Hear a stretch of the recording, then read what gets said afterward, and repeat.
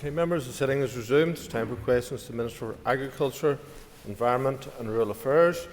Question 2 and 13 have been withdrawn. I call Jerry Carroll. Question 1, please. With your permission, Mr Speaker, I will answer questions 1, 7 and 12 together.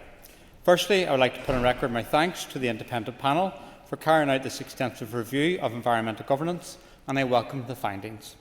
The panel have made 32 recommendations which, taken together, aim to deliver a governance system that the panel considers is robust, trustworthy and capable of meeting Northern Ireland's environmental obligations whilst restoring public confidence.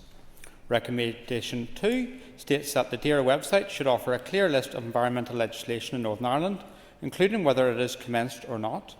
Sources of environmental law are complex, and I would agree that we should provide greater clarity and transparency around this to improve confidence and trust in the system. I also fully support the independent panel's recommendation to establish an independent environmental protection agency in Northern Ireland as a non-departmental public body. It would have functions that would include oversight of air and water quality, waste management, nature and biodiversity, and the marine environment. I am seeking the support of my executive colleagues to agree in principle to the establishment of an independent environmental protection agency in Northern Ireland as a non-departmental public body of DAERA. This agreement would allow us to move swiftly to look in greater detail at the powers, functions and funding of the new body. Following the public consultation, firm policy proposals will be brought back to the Executive to enable my department to draft and implement the legislation needed to set up the body. The costs of inaction are simply too great. I am fully committed to strengthening environmental governance, improving public confidence in our arrangements, and ultimately reducing environmental degradation, and I will be seeking the support of the Executive and the Assembly in doing so. Jerry Carroll. Thank you, Minister. Support for something is one thing and concrete action is another. Minister, you'll know there's growing frustration at the snail's pace at which movement around EPA being established is happening. Will you give a guarantee to the House and the environmentalists and the people who are interested in Lough Neagh and all the other environmental disasters out there that there will be an independent EPA legislative for before the end of this mandate? Thank you, Jerry. My passion and commitment towards environmental protection and the setting up of an independent environmental protection agency is on the record, and I restate it here today. I would like to see that legislated for within this mandate. But I must say that I am extremely disappointed at the outcome of the vote last night, where some of my DUP executive colleagues voted against the motion which was in front of the House to set up an independent environmental protection agency. That is extremely disappointing, and is yet another example why we need to reform these institutions so they can deliver for all the people in Northern Ireland. Donnelly. Thank you. Thanks to the Minister. Minister, could I ask you for a bit more of your reaction to how the DUP voted against yesterday's motion on an independent environmental protection agency, including the Deputy First Minister? So the environmental challenges that we have in Northern Ireland, we all know about them. The situation in relation to waste crime and in relation to Maboy, Lough Neagh, and the list continues. The case for an independent environmental protection agency is clear. And it does really frustrate me and disappoint me that the DUP are taking the approach that they are.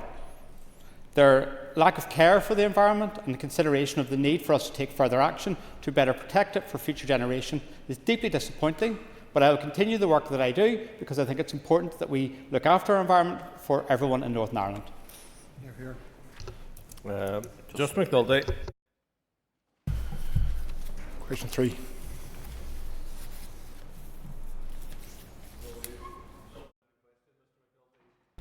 You're grouped on the independent EPA. We'll move on. Elisa Finnegan. I want to thank the Minister for his answers so far, and I'd like to ask him how the independent EPA will work collaboratively through cross-border mechanisms to address pollution and environmental challenges, given that pollution recognises no borders.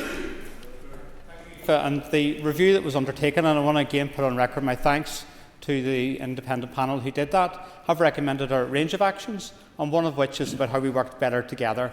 And one of the recommendations is around the memorandums of understanding between bodies. That's something I'll be seeking to take forward. I think that is real beneficial for us, recognising, as you said, that the environmental challenges don't respect borders, and we need to work together on this. We already do that at official level and ministerial level, but I'm committed to doing that ahead in terms of addressing these issues head on.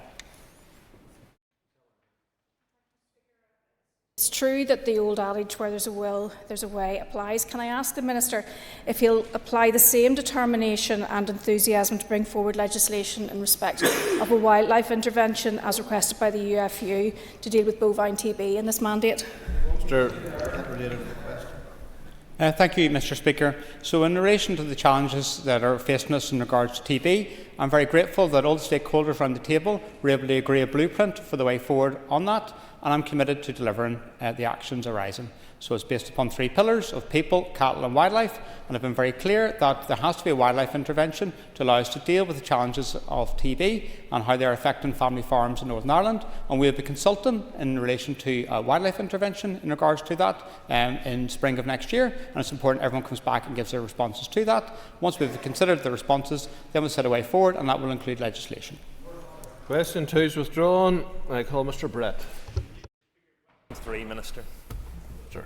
The 2030 and 2050 emissions reductions targets in the Act were agreed by the Northern Ireland Assembly unanimously at third and final reading in 2022, and subsequently the 2040 target and the first 3 carbon budgets were approved by this Assembly in December 2024.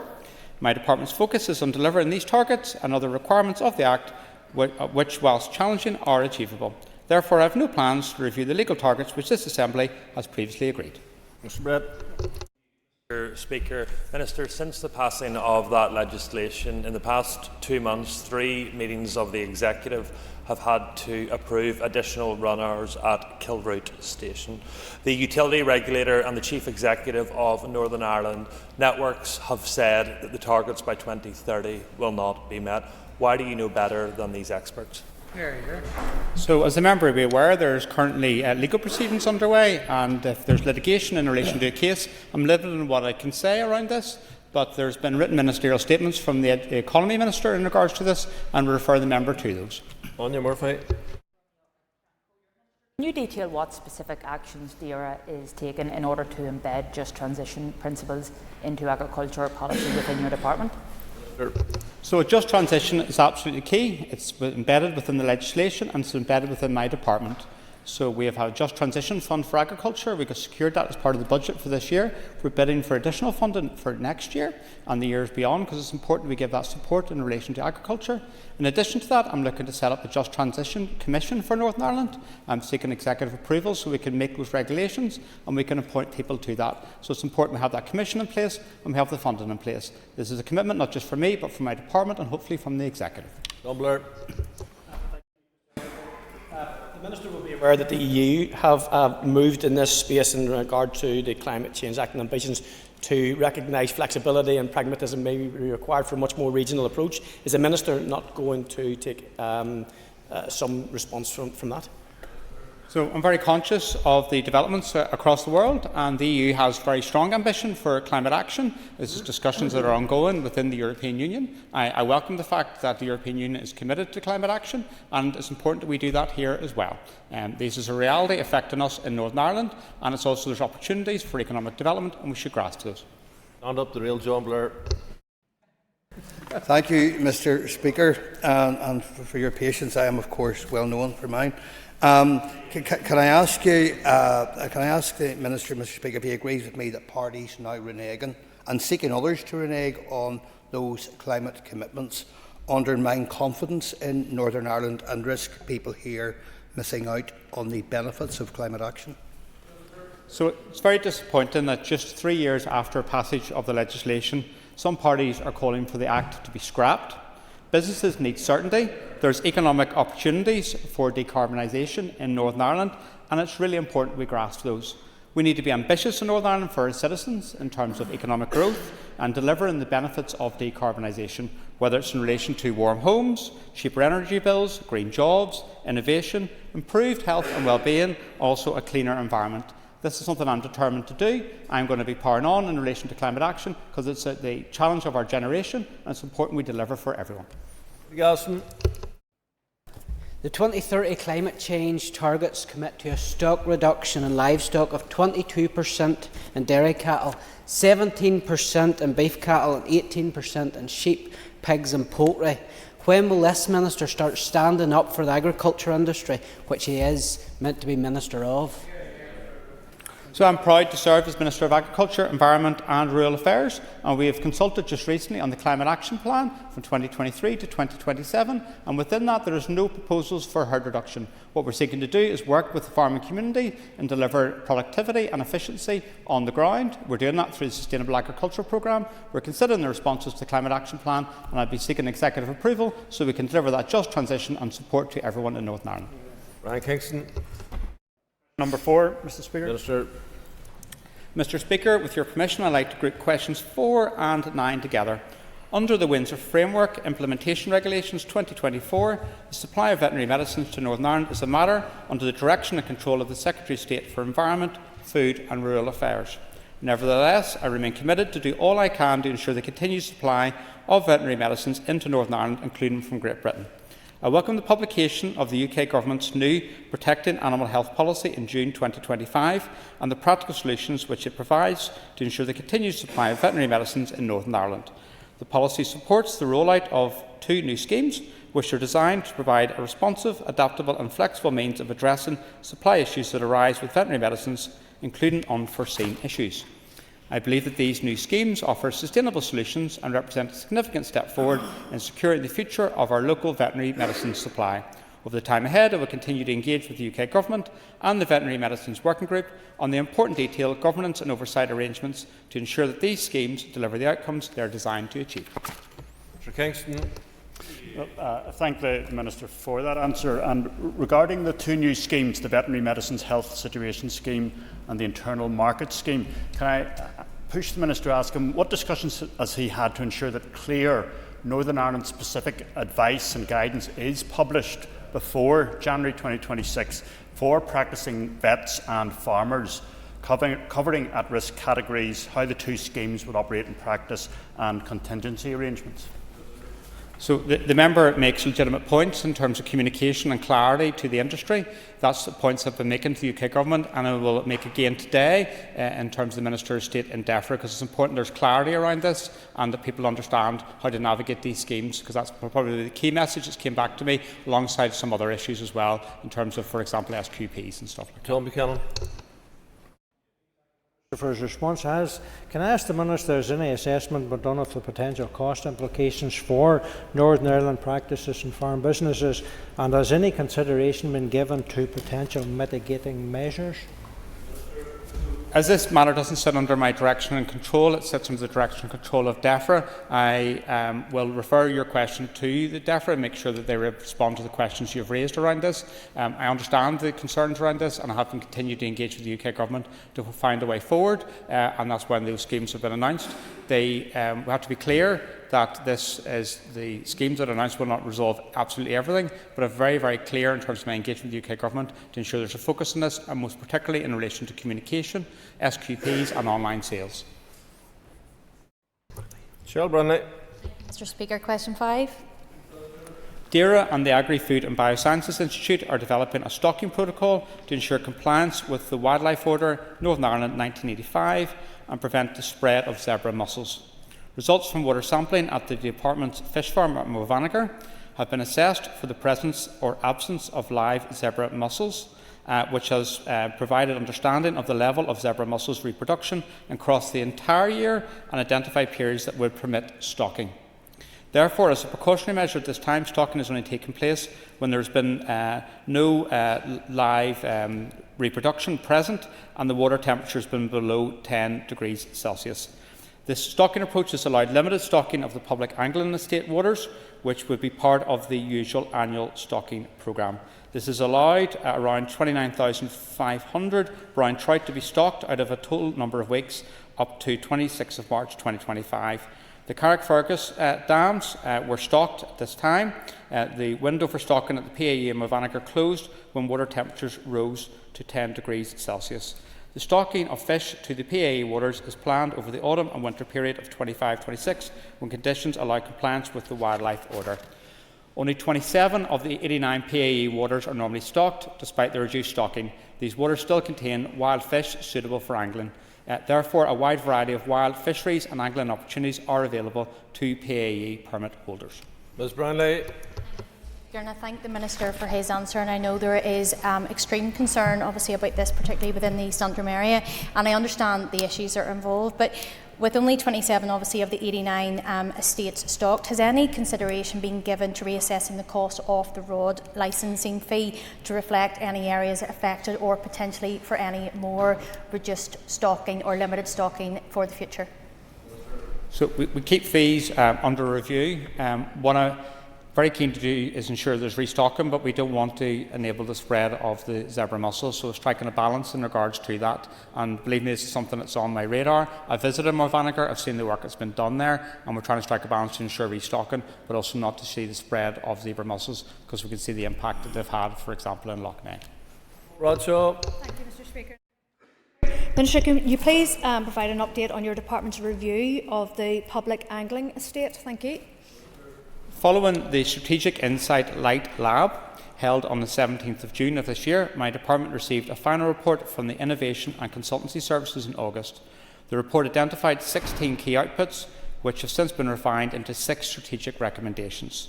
On the 24th of October, I approved the recommendations and a plan with 10 objectives to guide development of the future delivery of the public angling estate. Officials will now engage with stakeholders to explore implementation options. All relevant documents have been shared with participants of the June event, and further updates will be provided at key milestones.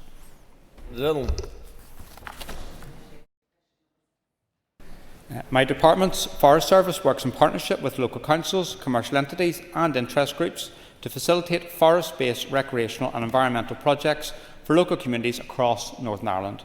These partnerships have proven successful in facilitating numerous development projects across the forest estate and a wide range of community-led events.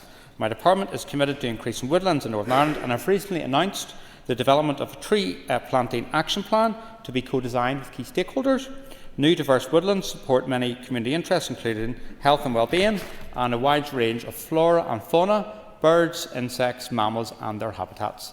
My department's Forest Service manages the forest estate to provide a wide range of benefits for our citizens and ensure their long-term sustainability for future generations. This includes ongoing engagement with a wide range of stakeholders and local community groups in reviewing and developing forest management plans that include full consideration of societal interests. Mrs Dillon. Thank the Minister for his answer. Minister, I've been working very closely with Kappa Village Regeneration Group, and they have really good plans going forward in terms of regenerating their village, and the forest will be a major part of that. Would you agree that your officials could meet with myself and my colleague from West Tyrone, Declan McAleer, in order to discuss how we can further conversations between both councils and forestry officials in order to really, I suppose, make the most of what could be possible and what the potential is in terms of Altmore Forest? Thank you. I would be delighted to agree to that. I think that's a good example of where we're bringing communities together. They're enjoying the benefits of forestation and tree planting for the local area, and it's something I'm very keen that officials engage with you on and give any assistance we can that's possible. Keith Buchanan. Obviously, around COVID times, we've seen the benefit of forests and what people went to them, and obviously that is still developed. People more and more going to them. Can you provide a wee update with respect to the storms at the start of the year and the devastating damage that done, and what your department's doing to try and put that right? I appreciate trees don't grow overnight, but what work's going on to put that back to the way it was to a degree? Yeah, so the storm at the beginning of this year had a devastating impact, and I've seen that on the ground in many places. There's been lots of both clearances and then tree planting that's been taking place in response to that. I can understand the concerns from some communities where they're seeing forests being cleared as a result of the damage that's been inflicted upon them, but it's important also then we as a department give that grant support in terms of planting of trees more broadly in Northern Ireland, and we take a bit more of a strategic approach in terms of how we can really redouble our efforts, and that's why we've announced the Tree Planting Action Plan, and that's in conjunction with stakeholders. We're getting everyone around the table and we can focus on actions so that we can actually ensure that despite the storm we can increase the level of tree cover in Northern Ireland. Andrew McMurray. Thank you, Minister. Can the Minister give any update on the Forest Service work in Donard Forest, given the flooding in Newcastle caused by Storm Amy? So, Forest Service staff were in Donard Forest to monitor the functioning of the forest drainage system during the recent Storm Amy. The high rainfall resulted in extremely large volumes of water running off the hillside and exceeding the capacity of the drainage infrastructure, including the outflow from the forest. In the immediate aftermath of the flooding, the extent of damage caused to the drainage channels and the culverts was inspected. Works are ongoing to repair the damage, and the necessary increased flow capacity of culverts will be installed to accommodate greater flows with lower risk of impediment. Forest Service has agreed to meet relevant agencies and residents to consider what further can be done to help lower the risk of the future flooding in the area. I would say in closing, I was grateful for the opportunity to meet local residents that you facilitated, Andrew, and the impact in terms of the local area of this event was significant, and I'm very keen that Forest Service work in conjunction with local people to address any issues in the forest. Alan Chambers. In terms of monitoring and reporting, Belfast Lough is divided into 3 discrete water bodies: Belfast Harbour, Belfast Lough Inner and Belfast Lough Outer. The water bodies in Belfast Lough are failing to meet environmental standards for nutrients and/or presence of chemical substances. Nutrient monitoring data shows a gradient of very high levels in the inner part of Belfast Lough, which is Belfast Harbour, which decrease towards the outer lough.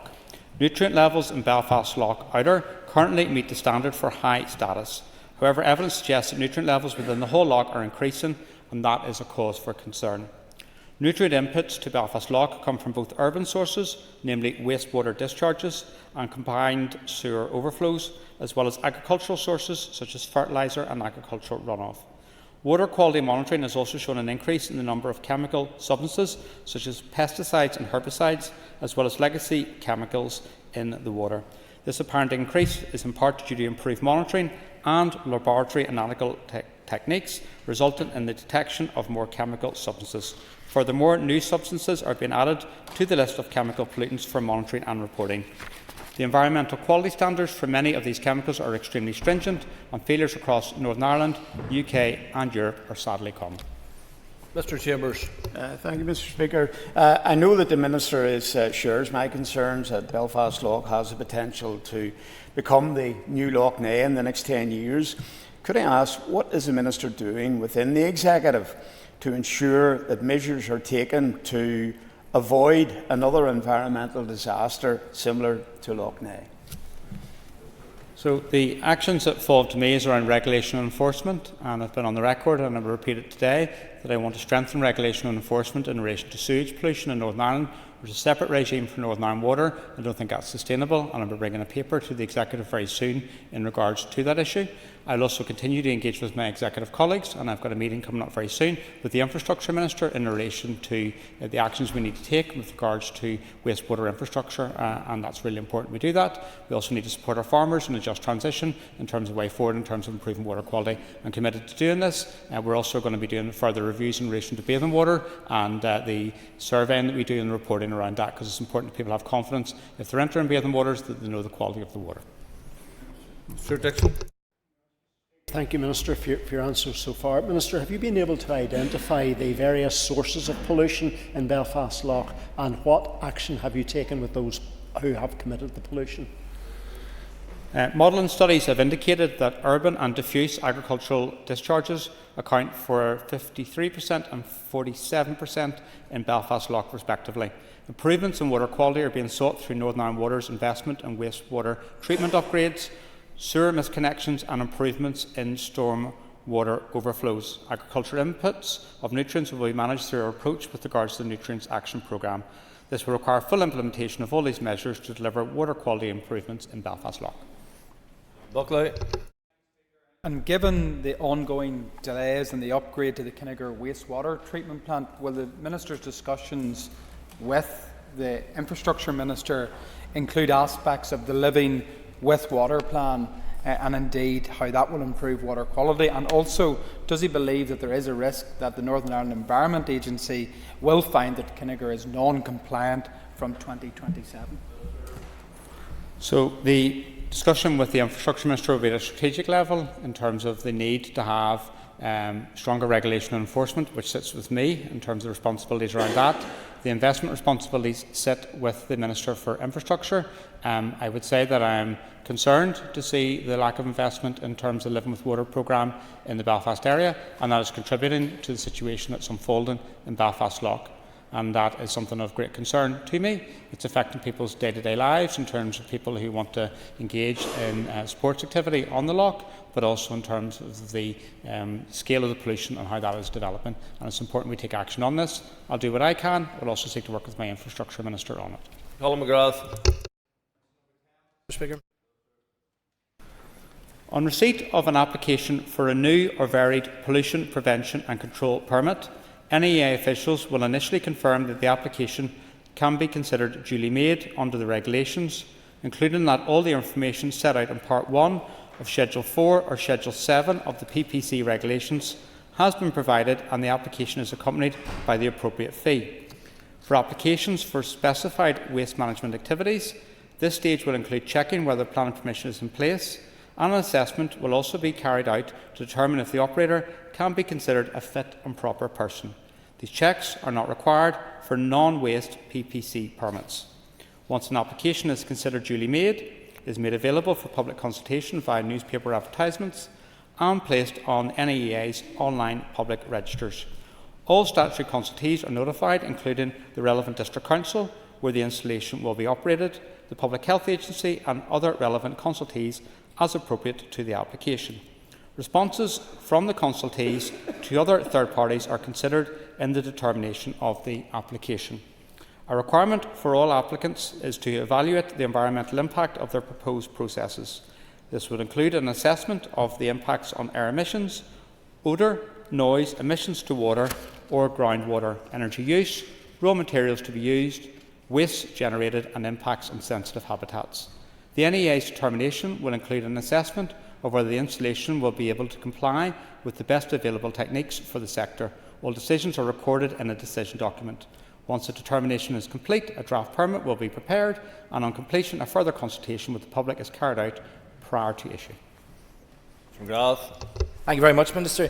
Given that that's at the application stage, would you be able to confirm that if then what actually happens on the ground varies from the planning application, that NIA might be able to go back and retrospectively remove the permit that was given because the planning permission would be under question?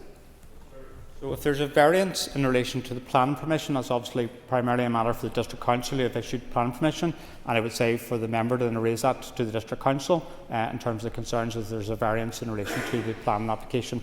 If there's specific allegations in relation to any specific site, I'd ask the member to raise those in appropriate channels. Michelle Guy. Minister. The Northern Ireland Wildfire Strategic Framework was agreed by the Executive on the 4th of September and was published on the 8th of October. Publication of the Strategic Framework will enable the development of associated wildfire action plan by March 2026. Since publication, my officials have sought feedback from members of the Strategic Wildfire Group and the Wildfire Stakeholder Forum regarding the actions that they are currently undertaking or planning that would assist with the implementation of the Strategic Framework. This will enable collation of actions already being undertaken and the development of new actions where gaps are identified. A series of strategic and stakeholder group meetings will then be taking place over the coming months to help draft the Wildfire Action Plan, which will form the basis of implementation of the framework. And I would like to say in closing, thanks to all the stakeholders who are working with us on this, because only by dealing with this is by working together. Mrs. Guy. Thank you, Mr. Speaker. And Minister, thank you for that answer. Can I ask what role communications and education will play in the time ahead? Minister. Communications and education are key elements of the Wildfire Strategic Framework. Communications and education will make the public and landowners more aware of the conditions that cause wildfires and the adverse impacts they can have on human health, the environment, society and the economy. Education awareness will help to ensure that those engaging with the countryside are better informed and to promote responsible use. A better informed public will more likely be more vigilant for wildfire risks and assist in the prevention and reporting of fires. They will be more informed about the public unacceptability of lighting such fires and may be more willing to provide information about who is starting these fires to the authorities. This would be highly beneficial to ensure successful prosecution of rural arsonists. A series of communications will be issued to alert the public to the risk of wildfires prior to the next wildfire season. Declan McAleer. The huge amount of local knowledge that local community groups, farmers and landowners have, Minister, who will be able to assist in helping emergency deal with wildfires. Can you give us assurance that these groups will be involved in the new framework? Yes. One thing as part of this strategic framework is the Wildfire Stakeholder Forum, which includes representation from the farming sector, other key land managers, environmental NGOs, government, council agencies and the Met Office. An official from the Department of Agriculture, Food and Marine is also sat as an observer of the forum to ensure cross-border knowledge exchange and awareness. It's important we bring people together and we work collectively on this. That's the way forward for this. The topicals, Daniel McCrossan. Thank you, Mr. Speaker. Minister, after more than a decade of warnings, collapsing water quality, repeated commitments from your own department, Northern Ireland has still no independent environmental regulator. Given the scale of failures at Lough Neagh, the spiraling ammonia crisis and the repeated breaches of basic environmental standards, can you explain why the public should believe your department is capable of fixing this mess, particularly given the fractious relationships within this disastrous executive? So I come here to account for my job as Minister of Agriculture, Environment and Rural Affairs, and I'm happy to do that. What I would say is that last night's debate in terms of an independent environmental protection agency was constructive. There was many people in the House on the same page in terms of the importance of setting that up. But I've been on the record earlier today in terms of question time, and I'll say it again.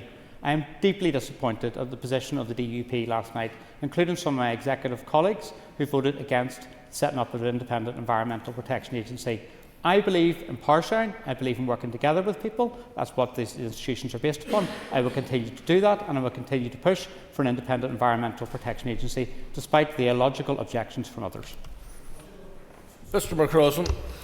Thank you, Mr. Speaker. Thank you, Minister, for that answer. Minister, what is the real barrier to establishing an independent EPA? Is it an overly bureaucratic department, obstructive and divided DUP ministers, or a minister who simply cannot get this job done? And crucially, what steps will you take to confront these obstacles and finally deliver the independent regulator that Northern Ireland needs? Minister. So my record in relation to standing up for the environment is there. I believe in it, and I'm prepared to take the difficult decisions in regards to it.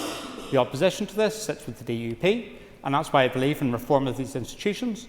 The majority of people in this Assembly have voted and said they wanted an independent environmental protection agency, and that's why we need to have these institutions reformed so we can take decisions, but also we can end the cycle of stop-go government, which has really damaged our environment, and it's something that we want to fix to ensure that if one party leaves, the show continues, because there's no rhyme or reason to the objections for an independent environmental protection agency, apart from the fact you don't care about the environment.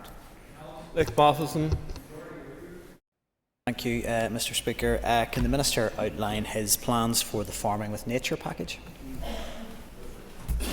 Thank you, Nick. The commencement of the Farming with Nature package was a key priority for me this year. I am encouraged by the good uptake of the first strand of this package, the Farm with Nature Transition Scheme, demonstrating that demand exists within the farming community to do more for nature. It is planned to build on the first strand of the Farm with Nature with an expanded Farm with Nature Transition Scheme with more actions available, opening for applications again in 2026. My officials are also working at pace to develop future strands of the Farm with Nature package to open in 2026, such as focused support for designated areas and priority habitats, and a strand that will allow collaboration amongst farmers at a landscape scale to deliver environmental outcomes. Mr. Matheson. Thank the Minister for his work in this area. Following on from that, what support can the Minister offer farmers who are on the higher level of environmental farming scheme, which is due to close in December?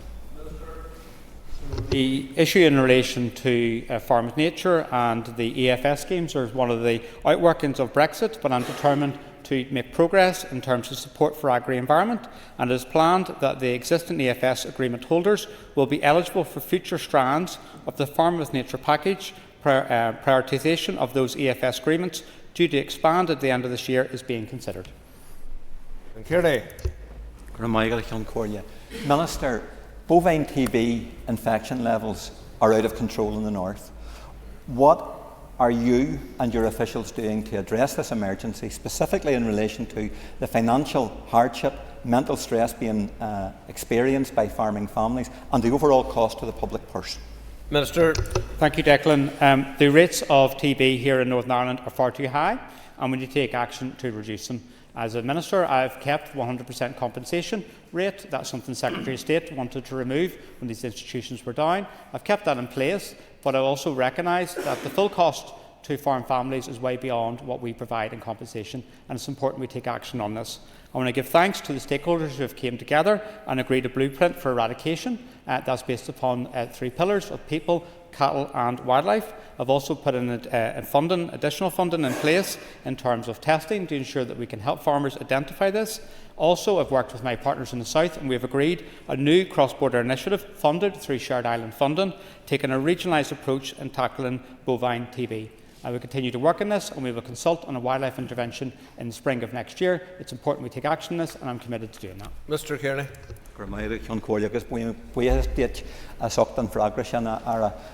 I'm pleased to hear about your engagement with your counterpart in the 26 counties, but infection levels here are twice the level in the South. So can you elaborate on what action is being taken to adopt an all-island approach to addressing this emergency?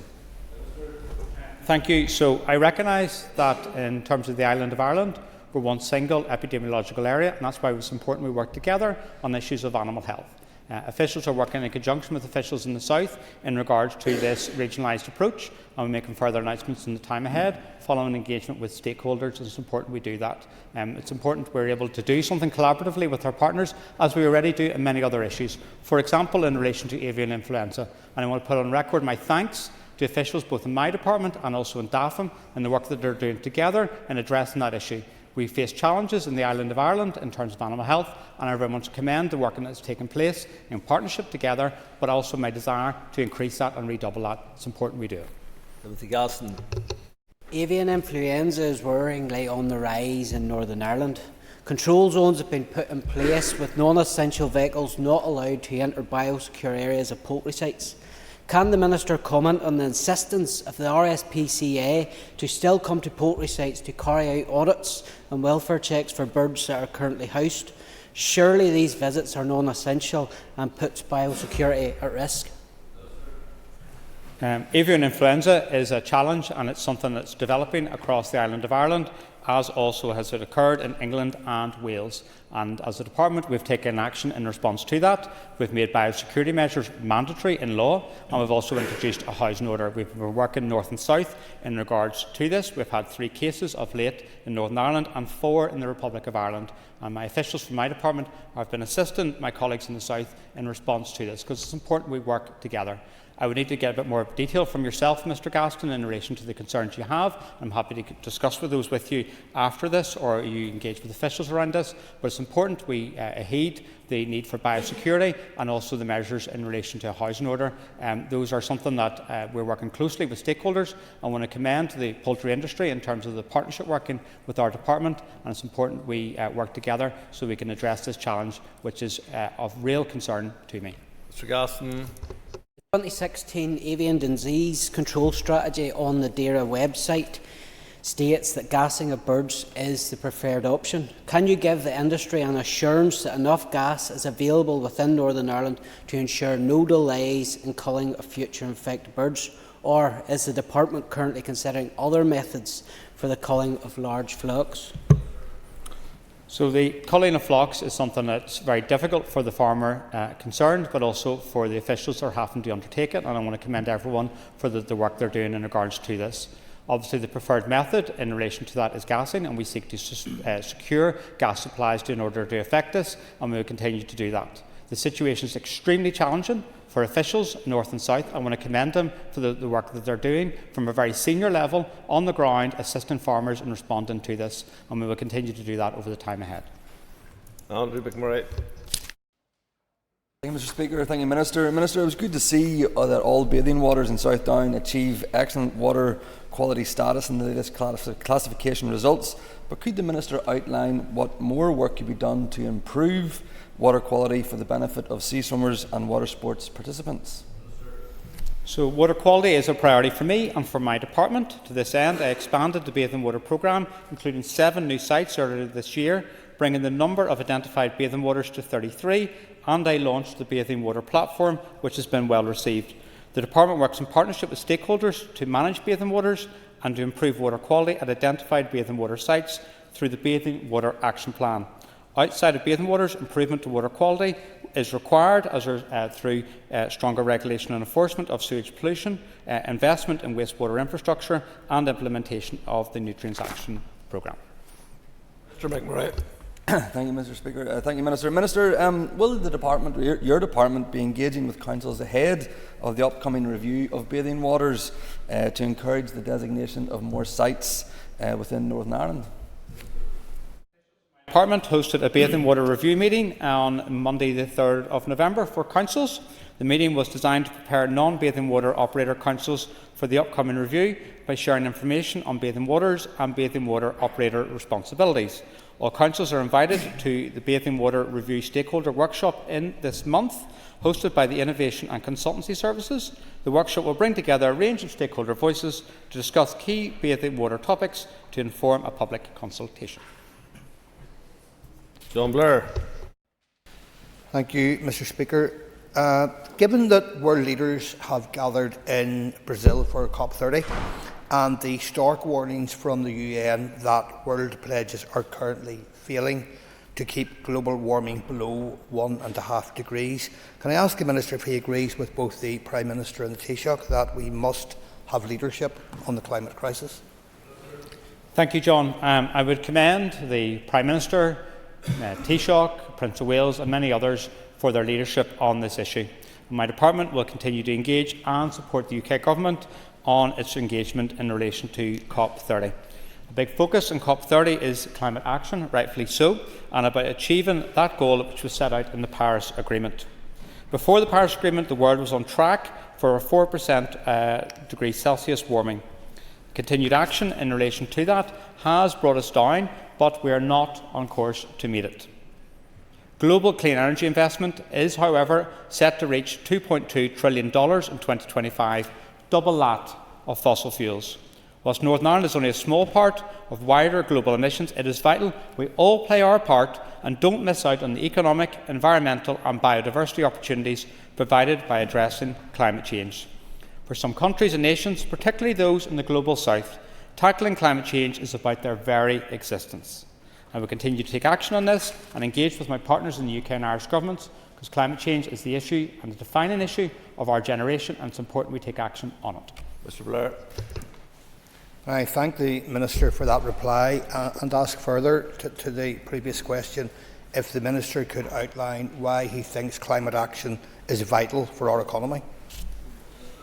So when I'm considering the issue of climate change, I look to experts around this, and particularly in relation to Lord Stern, who produced seminal work back in 2006 and has published a recent publication around this.